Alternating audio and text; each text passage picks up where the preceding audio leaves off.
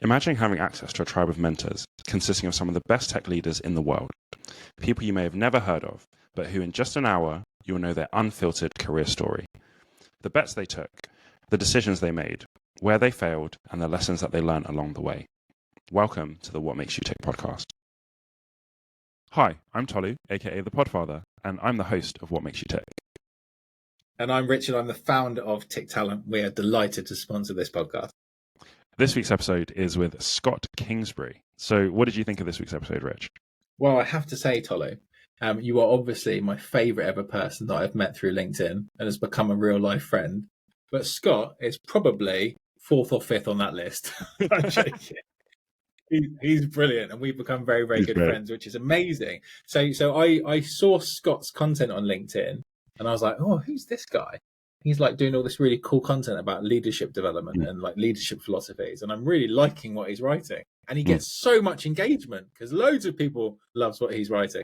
He's a super, super honest guy, 100% himself, totally authentic. There's no facade. He is himself. And I think that's why people love Scott so much. And in this pod, he's going to tell you all about the things that really make him human and the vulnerability that he has and the fact that he knows that he has these big weaknesses, but that also are his massive strengths, the journey that he's gone on, all the things that have shaped his leadership philosophy, how much he loves praise, how much he understands things like soft skills, what it takes to go and build a personal brand on LinkedIn, why he does it, how he got it started, what he would recommend for you if you're going to go and put some time into trying to build your brand and your reputation online. So I think there's so much gold in this episode, and people are just going to, like I did and like you did, really fall in love with Scott and everything that he has to say. What about you? Scott is an ultra competitor, and I love ultra competitive people. So from the very beginning, like it was just, really good episode. I like what you said about him knowing his weaknesses, his vulnerabilities. Yeah, just all round a great guy. So yeah, really enjoyed the conversation. Yeah, exactly. And if you are listening to this, probably know that Scott is sat in an ice bath right now. Old Wim himself. Scott's got a wall of medals because he's so amazing at what he does, and it's all because of the strength of an ice bath. So to see Scott's medals and hear his wisdom, please, without further ado, let's roll the VT. Scott, welcome to the show. Great to have you on. How are you doing? Yeah, really good. Yeah, I'm excited to be here. So yeah, looking forward to our chat. Me too. I've been looking forward to this for the whole week. It's only Tuesday, but still, I've been looking forward to it. So the first question is, Scott, what makes you tick? Yeah, it's a good one. What makes me tick? So the first thing that sticks out to me is praise. And that sounds really, really strange, but that's my personal, say, tick, as they call it, right? Yeah. Which is ultimately the things that have made me super, super driven in life is striving for praise. Somebody saying that I'm doing a good job, or somebody saying that, like, or my team saying, like, you've helped me so much, right? That praise that gives you that tick, right? That's what comes to my head. However, obviously I've got all of the things behind it where my family, like everything I do is for my family, supporting them, making sure that I give them a fantastic life, upbringing, all of that stuff. And then you can really even dig down into my drivers around value, challenge, fairness, right? So I think there's an overarching things that make you tick in the top of your brain, but there's obviously those drivers behind it that actually, if I saw some behavior that wasn't fair, that actually doesn't make me tick, if that makes sense. It starts to demotivate. That's how I look at it, right? So yeah. Long-winded answer to a simple question, but that's kind of like top of mind stuff, and then below it, underneath, right? I've got my family drivers and all of that stuff that keeps you going, right?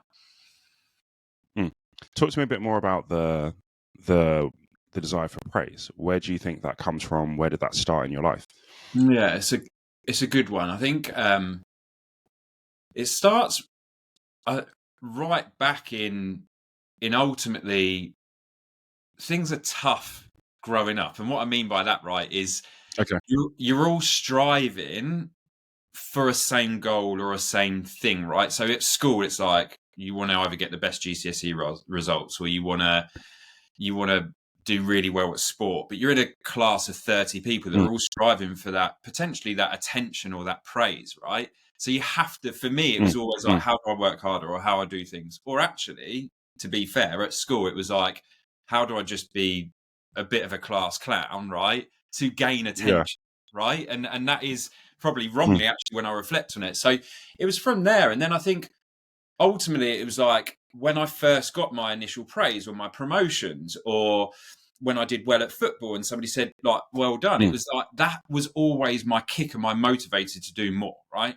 And that is even recently at a running, like I did a running event at the weekend, and I had somebody, like, it was a bit of a strange running event. We can go into it another time, but obviously you have a support vehicle or bike with you. And there was that person behind me. And every now and then they'd be like great pace, or you're doing well here, or like you do, and that gave me that extra spark all the time. And that is just, it's really, obviously people have different things. That just gets me ticking. It just gets me going to go, I want to do, I want them to do that thing again, because it makes me, that dopamine hit, that makes me feel really good. Yes. Yeah.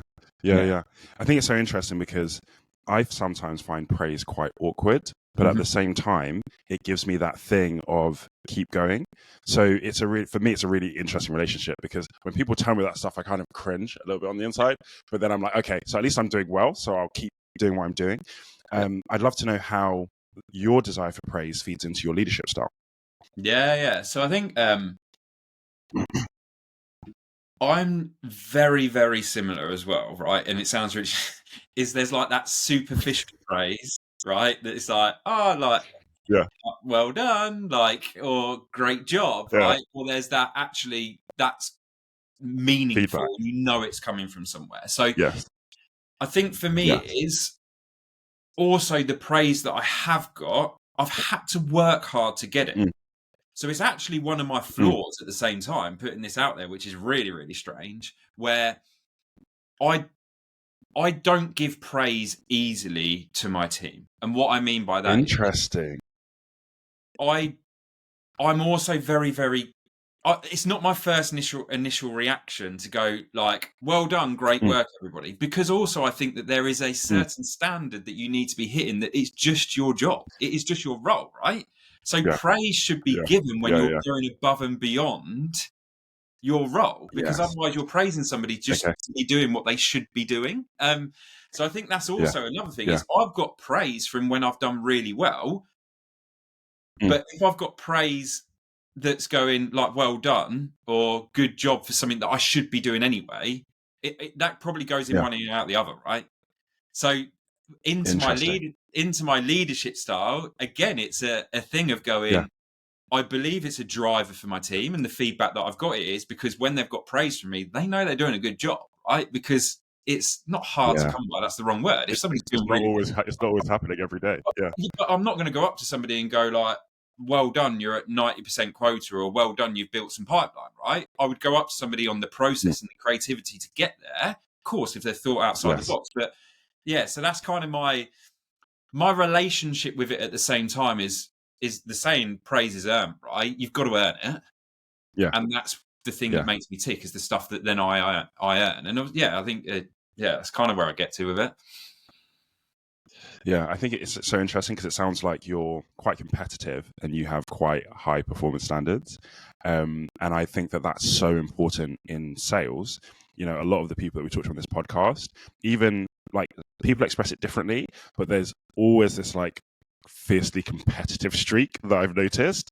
And sometimes it's so subtle, but it's like, whoa, you're a fierce competitor. And I love to see that. Yeah, 100%. I think it's a given, right? I think like it's got to be healthy. That's probably the key thing, right? It's got to be healthy. Yeah. And you've got to have a healthy relationship with your competitiveness, because actually your competitiveness could lead to bad behavior if you don't have like a healthy relationship with it. And it could lead to bad behavior against the team, right? But that's again going into fixed and growth mindset, right? Actually, a trait of fixed mindset is effectively if you feel angry at somebody else's success, right? Or you start to feel neglect. That's a really unhealthy, I would say, an unhealthy relationship with competitiveness, because you should be looking at going, congratulations, well done. What can I learn from that person to get better to better them? Right. That's the competitiveness. So Exactly. yeah, but I do think Exactly. it's got to be there. It's got to be there. And if you're driven, I could say then you have to be competitive. I don't know how it marries up, right? Yeah. Like, so yeah. So what are some of the things that you found helpful along your journey to keep that competition in check? So like, is there anything that you did to learn about that? Yeah, I think mine all come down to mindset. Like, I generally wished I knew what I knew today in my teens and in my early 20s, right? Because was I competitive at sport and football and etc. when I was growing up? Yes, I was. I was competitive and I wanted to win, but my mindset hampered me from getting there. For example, when I was younger, right? Like, I would, if we let in a goal, my first initial thing was like, I don't think we can win this. I don't think we can get back into this, right? Like, that was my first. Right. But I was competitive because, of course, I wouldn't stop trying and go, but I'd have self-doubt, right? I'd have doubt. And that's the same in being completely open and honest in my sales roles and my job. I job hopped when I was in my coming out of college, going into my early 20s. I job hopped. When it got tough, I got out, right? Like in a sales role, when it got tough, I got out. And I was still competitive. I got out at the right time, so I didn't. So I wasn't embarrassed. But it was my mindset that was affecting me in all of that stuff, right? So I think that that is where I then start to learn for myself and started picking up from other people around, if you dial in your mindset and you think around the right things, your competitive helps you to drive you, which then helps you to be better. Yeah. And things are going to be tough. They're not always easy, right? So when did your mindset shift, and was there a particular thing that triggered that? Yeah, so it was basically, I job hopped, right, as I just said, going back and forth. Then went back to college when I was early 20s. For I need to go to uni. Uni sounds a good thing. I didn't go to uni. I did a year of uni. I did a term, dropped out. Got the student loan for a year, so I had to pay that. I've had a student loan and I never went to uni for a term, right? So I've made all the mistakes. I then went and worked in a pub and was a bar manager in a pub. I then left that. I then got a job in a sales environment, and again, that sales environment was cold calling, very hot on KPIs, numbers. I was phoning the talking clock to get my numbers up, etc., right? This is early 20s, like 21, 22. I then obviously come all the way out and just sat there and was like, I need to make a change. I can't carry on like this, right? I generally can't carry on like this. I need to make a change. Parents are getting frustrated because I move out, then I move back home again. I move out and move back home again because obviously I job hop, etc. And it was just that pinnacle moment of going, I just need to settle down and need to make a change. And I remember it because it was that long ago. It used to have the jobs in the newspaper, right? So I'd always go, it's crazy, free local newspaper. I'd always go to the back page because I knew the local sport and I played for the local team. So I'd always look, is my name in the report or isn't it in the report? Whose name is in the report? And you flick through and then you'd have the jobs page, like where the adverts are, right? And there's little adverts. Yeah, crazy, like LinkedIn and stuff. Like, this is back in the day. And there was a job advertised for a junior sales executive at a company called Wilson's. Did I know what Wilson's did? No, it just said it was an aerospace metal stockholder.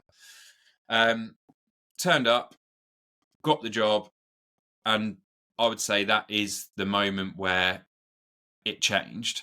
And I think, obviously, I come into that environment as a junior salesperson, so I think that was good for me because I was surrounded by sales executives that weren't called junior. And do I believe in the junior job title now? A little bit, but I think you've got to be super careful with it.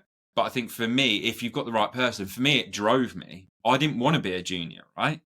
Like my wage as well, I was on 14 grand a year, right? So I come in as a junior. I was earning less money that I'd ever earned, but I was like, I need to. You go into the business. I got a good vibe from the business, right? It sounded really cool. It was like aerospace metal stockholder. Really clicked with the sales manager who was there, and that was probably the pinnacle moment. I enjoyed it. That's probably one of the things, right? You've got to realize I enjoyed it. It was speaking to engineers, and I had that bit of oomph going, I don't want to be a junior. I was getting, when we go back to praise as well, like, because you were a junior and I'd had a little bit of sales experience before, the praise I was getting by doing those little things that I knew before in this role, like they were like, oh wow, like, and I started to grasp it. I started to pick it up, and quicker than they thought. And obviously you were getting praise because you were going above and beyond, and it just skyrocketed from there. Wow. Yeah, that's so interesting. Especially around the bit about the junior title. So is that something that's quite heavily contested at the moment? Do you have the junior title versus do you not? Yeah, 100%. And I think we have the senior title though, right? And that's so. And the one thing that I would say around the titles, etc., is you've got to be super careful on the junior stuff. You do. I would also say you've got to be super careful because we are in a world where I believe that SDRs are effectively people would, as an AE, the natural thing is an SDR is junior. When I don't agree with that. They're not, because if you want to be an SDR, you can be an SDR forever, right? Like it is a job forever if you want to do it and you enjoy doing that. It's tough as well, very, very tough, and they're two different jobs. So yeah, I think the junior part for me is you just got to be super careful with it. I can't, like, I haven't really worked it out in my own head, being completely honest. The senior bit as well, I think that also when we have senior account executives in the world we're in today, actually that just means that you get a higher quota and some more money. It doesn't provide... It provides some extra responsibility. Of course it does, because people would strive to go to you naturally because you are the senior. But also, it isn't a stepping stone into leadership, because some people don't want to go into leadership, right? So it's like, okay, the bottom line is you've got to have your jobs clearly defined in your business, right? And I know I've just gone around the house on that because I'm thinking as we go along, but that's kind of what it is. It drove me, it worked for me, and it would work for me, but it wouldn't work for others. And I think that is the key as well. As a leader, you've got to make sure that it works in the right way of what you're trying to do it, and the roles are clearly defined, and there is a step. I don't think there should be roles where you're doing a junior role, then you go to an AE, but it's the same. You just got a higher quota. Then you go to a senior, and it's the same. You just got a higher quota and more money, right? Like that for me, I don't believe it's a promotion because you've done well, but it's not okay, cool. What else are you going to be doing apart from a higher quota? How can we maximize where you want to go on the journey? I get what you mean, because I feel like the higher you go in leadership, the more diverse your skills need to be. So it's not just about I can hit a higher quota. It's the other skills that you bring to the company in terms of making things better when you're a leader. I think from a being sold to side, I think if someone who had like junior account exec or whatever in their title reached out to me and I'm, say, a head of department, there is definitely going to be that thing of like, well, do I really want a junior person working on my account? Do I really want a junior person when it's quite a lot of money that I might be spending or whatever it is? So it's interesting from I'm on the other side of sales side, seeing what that kind of title means, because I think it definitely does impact, the power that you come in with, or the gravitas in some ways that you come into sales conversations with. So that's where I find it quite interesting. Yeah. No, that's fair. That is a great show. Yeah. So what happened for you after Wilson's? What was your journey from Wilson's kind of to now? Yeah. So obviously I worked my way up. I became a sales executive, not a junior sales executive, which was great. And took on, I think this is the bit as well, is anyone that's sitting there today going like, I want to I want to do more in my career, right? I'm driven to do more. I want to go in different paths. Is the thing that I've always done is try to take on extra responsibility. Might not have got more money for it, right? Within my role. So within Wilson's, what happens in the aerospace industry is there are air shows every couple of years. Now, what people think around air shows is like what the public go to, right? Of like the weekend, etc. It isn't. It's effectively a huge exhibition where engineers, metal stockholders go. They showcase. Yeah, of course, there is an air show. They showcase the planes that are being released and stuff like that, which is awesome. But it is a huge space to meet your customers, right? So at Wilson's, I was heavily involved in the marketing side of things of that. So I wanted to create an event so where we could get all of our customers. So we organised a boat trip along the Thames. I created like invitations and like did all of that stuff effectively and took on that extra responsibility, right? So which then effectively it went really well and I got a little bit more money, etc., etc. And then I moved on to a different metal stockholder, and that was effectively more of a BD role. And then I ended up at ThyssenKrupp, which was, again, I spent 2.5 years there, and that was more of I was still called a sales executive, but I was more of a senior person within the team because there was new people coming in. So I'd take them under my wing. I'd help coach and mentor them. Work closely with my manager, but again, it was always, I didn't get any extra stuff for doing that. It's just that, again, I was just naturally motivated by helping people, right? Hence why I'm in leadership today. I think that is the key is just take on, nobody's ever, and if they do, then you probably need to reflect if you're in the right place. Nobody's ever going to go, can you not do that thing that's going to be really helpful for our team? Like never, nobody's ever going to do that, right? Of course, I had conversations with my manager and I had a very open and honest relationship, and I went outside the box with my customers. So I proved myself in my day job. That's the key. Like, don't let your day job slip. I proved myself in my day job. Suffer, yeah. Right. And I also, the metrics for us was all down on profit margin. So I think this is another key that helped me massively is it wasn't selling deals, right, and going, I've just done a £30,000 deal.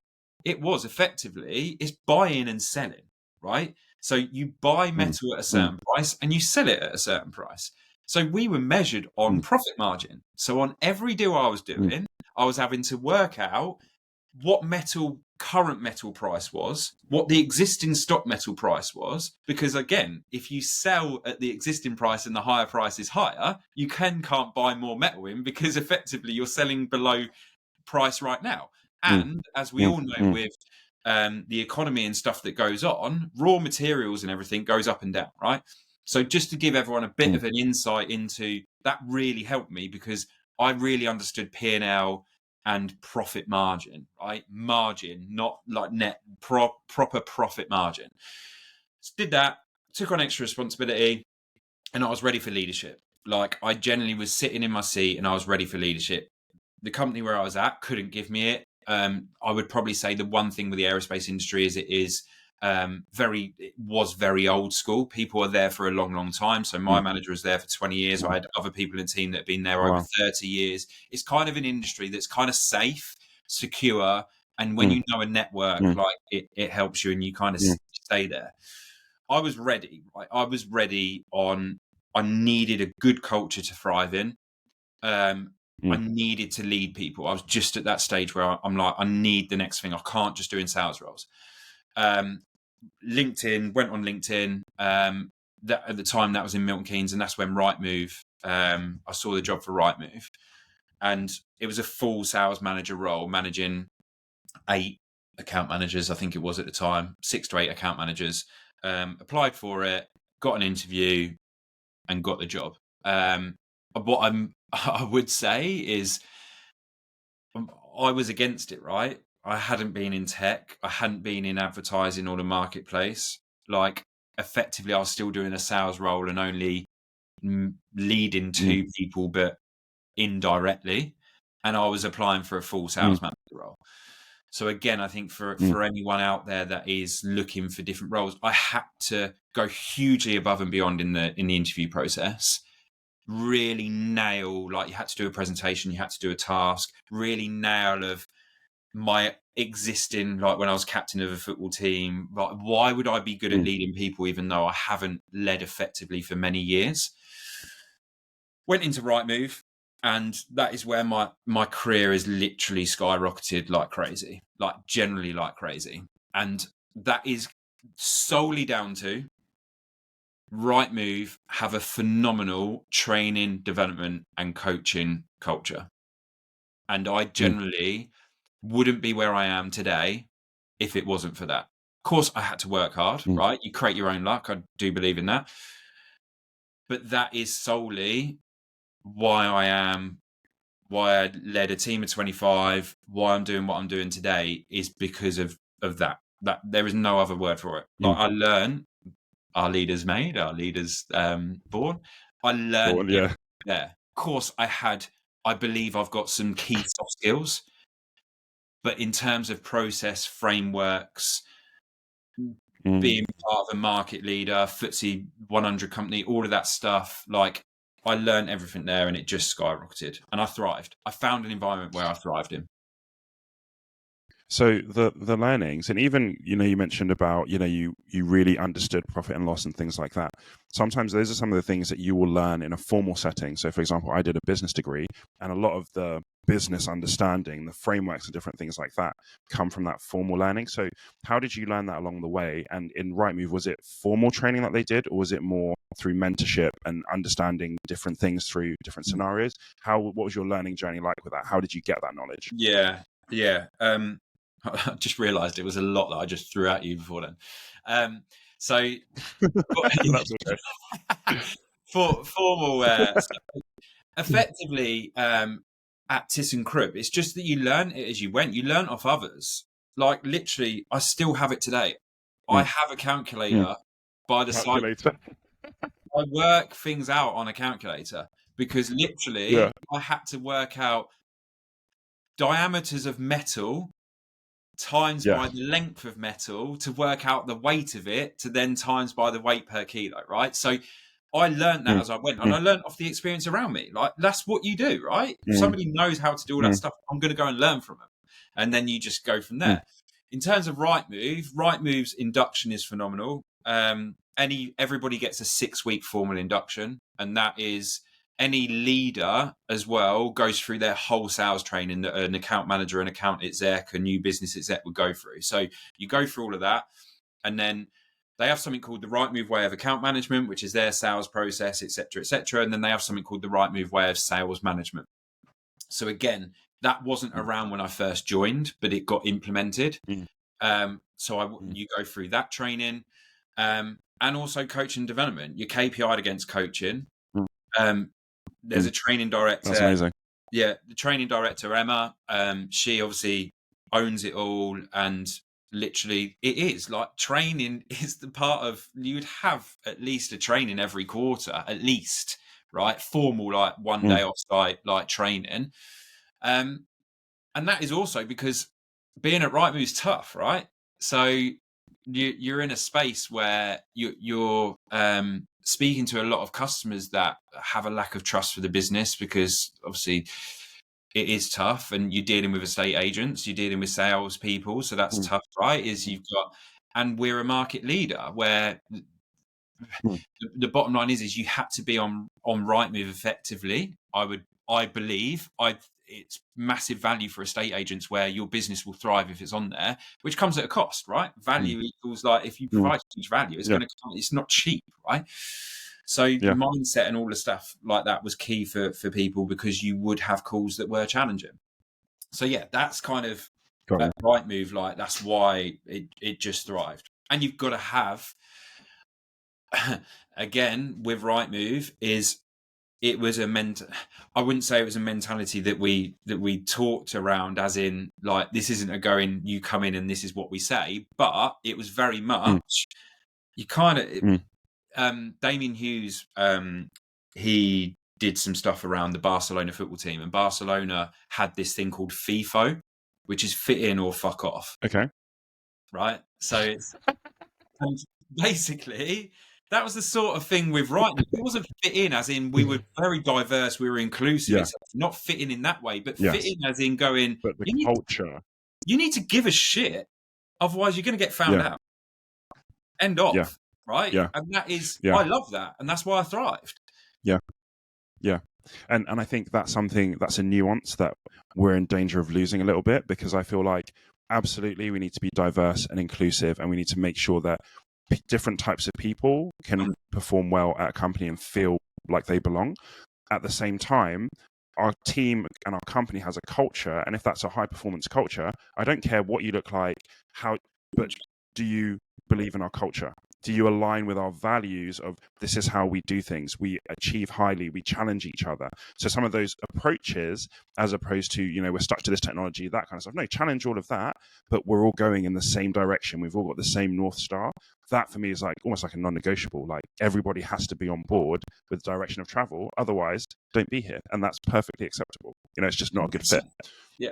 And that's okay as well. And that's probably the key thing. Yeah. Just okay. because you don't want to do that, that's okay. But you've got to make a decision. And that is exactly. a kind of environments that thrive, 100% thrive. Because if you've got people that are sitting there going, I'm not really too bought in, but it picks up a wage, blah, blah, I'm really sorry, but you're not going to get anywhere. Because you're going to have that burdens, right? And Rightmove, I think Rightmove has that spot on. It generally has that spot on.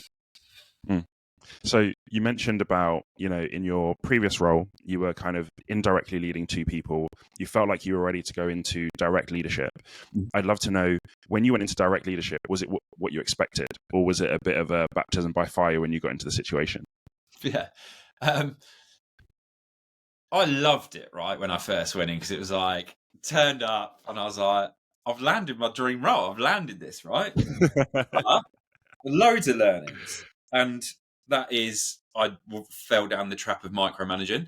So the first thing is that I had to get my head round really, really quickly is, and it's easy, and I would say this is quite easy as a sales leader or a leader in general, is these people do things differently to how I do them. Or these people like don't work at 110% like all the time, but that's normal for me.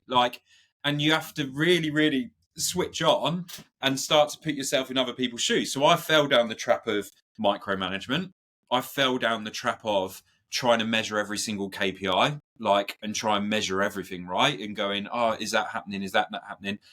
Yes. And I fell down the trap of that initially, until obviously I got burnt. That's the wrong word, but obviously you get a little bit of kickback, right? And you get your more experienced people going, well, I know how I'm doing that, etc. And you start to adapt and learn, right? I think that's the key. You need to adapt and learn. So I made those mistakes. I quickly found out that you can't do that all the time, and what things are measuring are important, right? Like the KPIs, for example, is that you've got the outputs around, say, revenue, and you've got the outputs of your meetings. But I was measuring call time, I was measuring dials, right, and all that stuff. Right.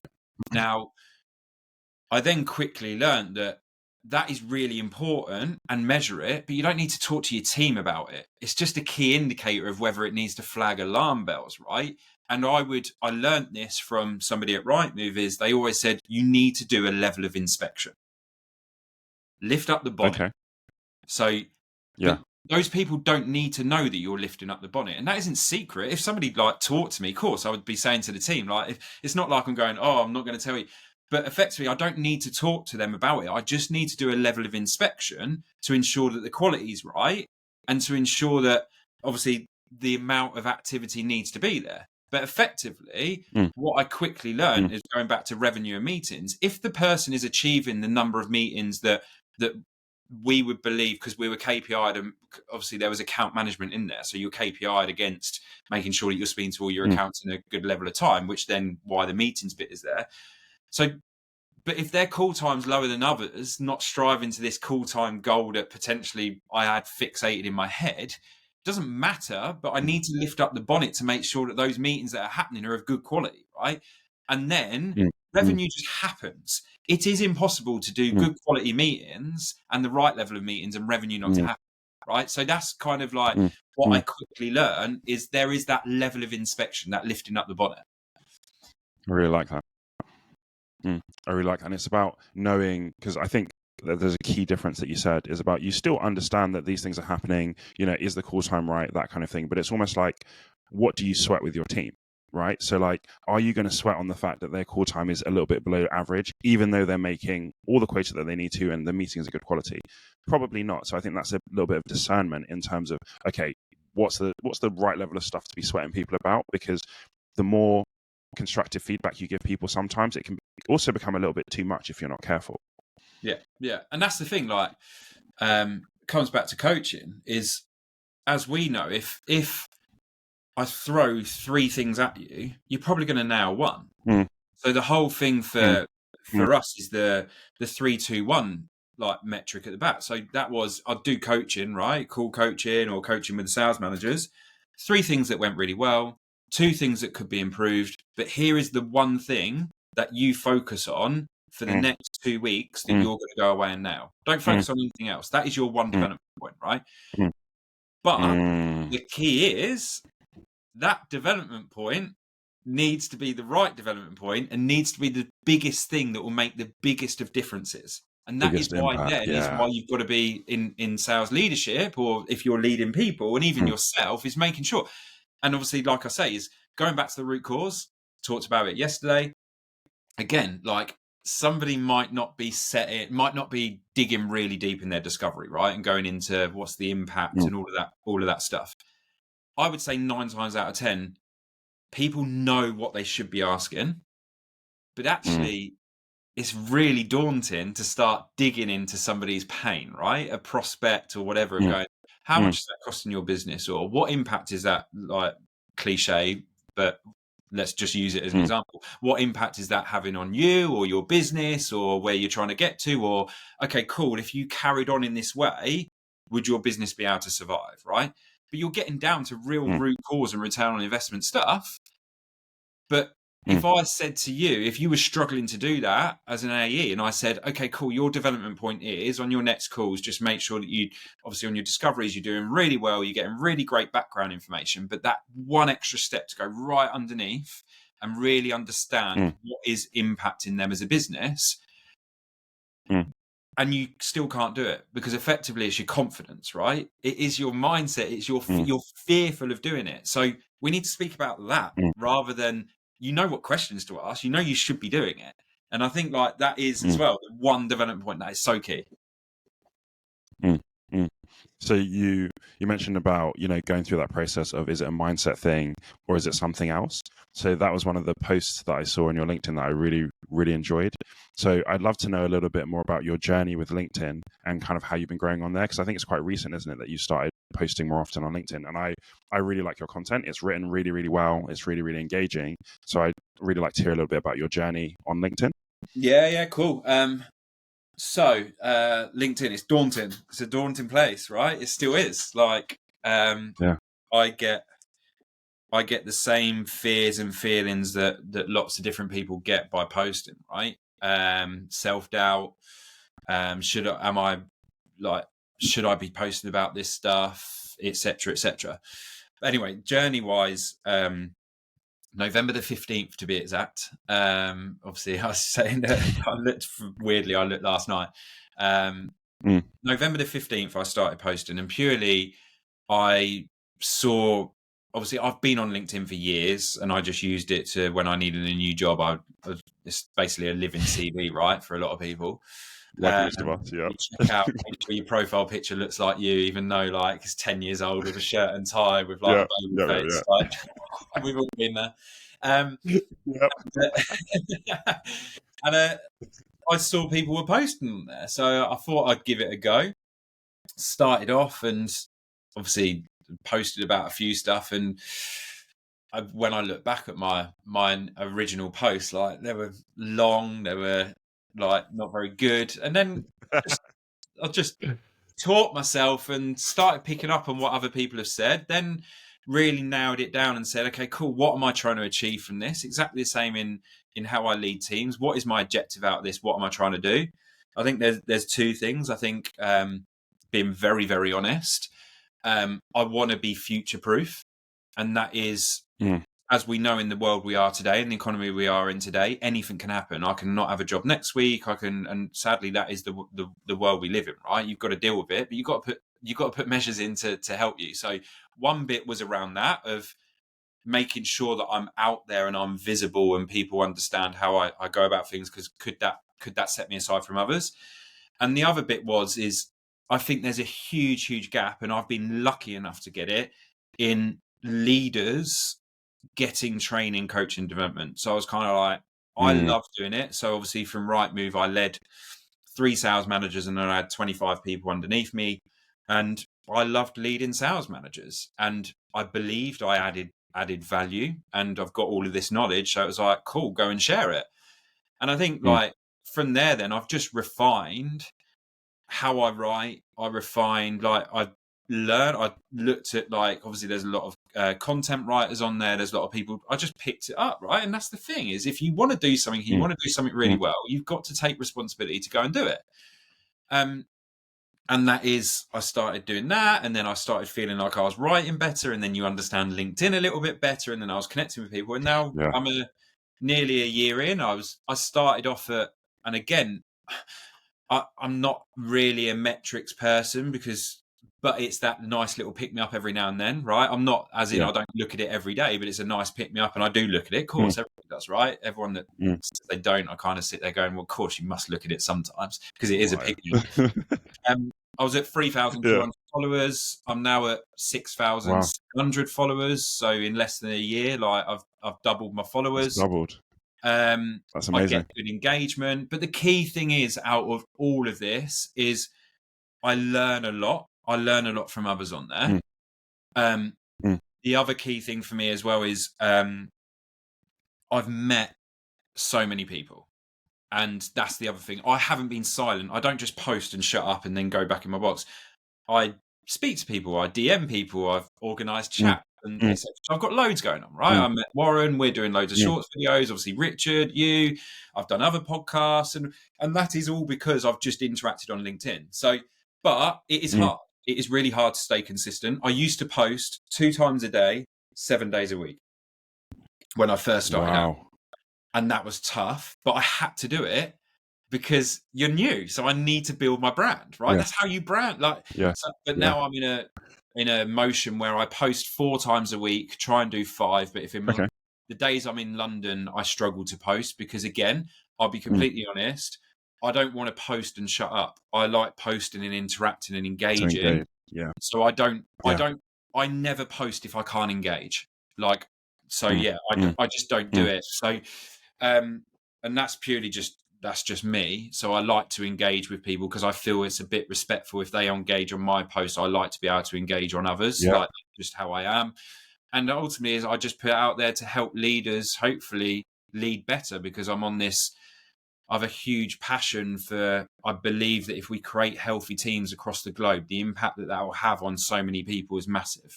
And I think there is a bit of a gap there. And that's, now I'm here where I am. Have you found that, your activity on LinkedIn has helped even in terms of your sales role, in terms of like your day job? Because I think there's a lot of companies want people to just be posting about the company. And I think that personal branding is becoming increasingly more important. I'm intrigued to see how you feel like your personal brand growing has impacted, for example, your day role, your day-to-day job. Yeah, 100%. Hiring wise, 100%. So, wow. Weirdly enough, is I see my role as 2 different things. I see my role as, yes, I'm working for Matterport right now, and it's increasing the brand and visibility maybe for the environment that we live and breathe, and also our product. But also I have this other flip side where I'm a leader.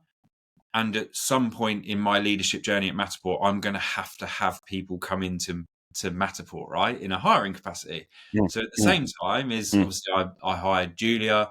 And again, like I believed in the conversations we had, she felt more comfortable coming into the team, right? Because she could see my style. She could see, like, it's all transparent. If somebody looked through all of my posts in the last year, you will see how I lead, how I do things, etc., etc. And that helps with hiring, because again, if somebody likes what they see, they're going to be more attractive to come and work in an environment that's coaching, development, and all that stuff. So yeah, that's kind of for me of business wise as well. I believe that obviously I've got members of my team. I haven't pushed it onto my team, but members of my team have been encouraged to post as well, which helps. So yeah, that's how I see how LinkedIn's helped. And obviously I've got a side project, hustle, whatever we want to call it, right, is called SK Perform. And again, that is effectively helping people that want to become sales leaders or early career sales leaders with coaching, training, development. And again, that was set up off the back of LinkedIn. Amazing. I think a lot of people want to post more on LinkedIn, but it's quite a scary thing. And I think that when you start to see some of the stats, right, it says that I think it's like 1% of people on LinkedIn post once a week, and something like 60% of people don't even engage with content. So they'll read content and they'll scroll, but they won't even like or comment. So if you just comment on posts, for example, you're already setting yourself apart. And that's really a good place for people to start, is that if you're scared to post, just start commenting on other people's posts and getting into conversations. And I've had people follow me from comments I've made on someone else's post, which for me is like, it's mind blowing. But I think that it can make such a big difference, and it can really set you apart. Even if you're just putting some of your thoughts out there, putting some of your insight out there, I think it makes a massive difference. Yeah, 110%. And I think the key in all of this is only post if you want to, not because you feel you have to. Because then come on, right? And also, it's like the amount you can learn is phenomenal. So if you're an AE and you want to become a sales leader, and you want to know what it's like to be sales leadership, there are so many sales leaders out there that if you connected with them and DM'd them and said, "Do you know what? Like, this is what I'm trying to do. Be great if I can catch 15 minutes of your time." Most people will let you have 15 minutes of their time, and the amount you can learn them from there, if then put yourself ahead, etc., etc. So yeah, I think like two ways of, even for self-development, it's a huge tool for so many different things, right? You've just got to utilize it. But also I think that there is a stigma to break down of if you spend time on LinkedIn, you're not doing your job effectively. It's like, don't treat it like you're sitting on Facebook. And what I mean by that is like, because of where we are in, say, prospecting or self-development, actually LinkedIn can be used as a tool like that. So take the stigma away, going, somebody's not doing much just because they're on LinkedIn, if that makes sense. Like, do you know what I mean? Like, I'm trying to going like, don't treat it like, it's just like you're sitting on Facebook. It isn't. Somebody could actually spend an hour on there and learn a hell of a lot and prospect so much on there. So actually, should it be used as a tool to go spend 3 hours a week on LinkedIn? Like, we encourage you to spend 3 hours a week. Don't get me wrong, you have to lift up the bonnet and do that quality inspection to make sure it's doing the right things. Yeah, what are you doing? There is so much that could be done on there that actually take that stigma away by going, just sitting on LinkedIn, you're not going to get much. Because I think that, for example, let's take with prospecting, right? You can find the companies that you want to get into or you want to sell to. You can look at some of the people in the departments that you would want to sell into, find the people that actually put content out there, and just start to engage in their content. Not necessarily because you're going to sell to them immediately, but you can just start to engage with their content, build a relationship. Because if you're a consistent person in their comments, they're going to remember you, they're going to know you, they might even reach out to connect with you. So it helps all the way along that prospecting journey. So I agree with you. It's the kind of thing that actually people should be doing more of, but not just I send all these automated messages out. No, actually go in there, engage with people's comments, build up relationships, and that'll make a massive difference, I think. 100%. Add value. Always got to add value, right? Like, just add value. And the best the best 100%. Companies out there, right? Like, that you see that are plastered all over my LinkedIn around, like Lavender, like they do it really well, right? Lavender in the States, they do it so well. Sales Loft do it so well, right? Gong do it so well. They're top of mind because they're brand building. Now, are they sitting there going, does the content feel like we have to do this and the goal is so you come and buy from us? No, the content is adding value. I get value Mm. out of what these people talk about because it helps me.